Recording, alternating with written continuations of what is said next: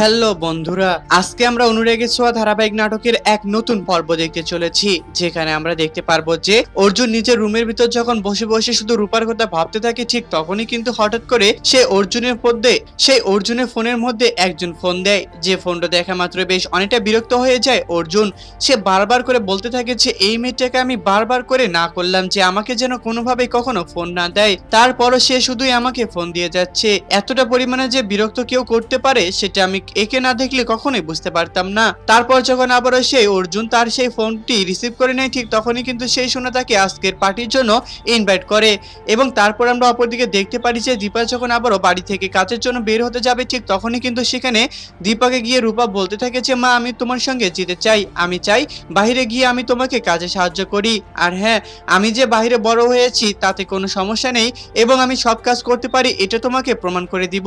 যাহা কথা শুনে বেশ দীপা অনেকটাই চমকে যায় এবং রূপাকে নিয়ে বাইরে চলে যায় দীপা। হ্যাঁ বন্ধুরা, অনুরাগের ছোঁয়া ধারাবাহিক নাটকের আগামী পর্বগুলোতে আমরা ঠিক এমনটাই দেখতে পারবো। আর আপনারা যদি আমাদের চ্যানেলে নতুন হয়ে থাকেন তাহলে চ্যানেলটিকে অবশ্যই একটি সাবস্ক্রাইব করে দিবেন।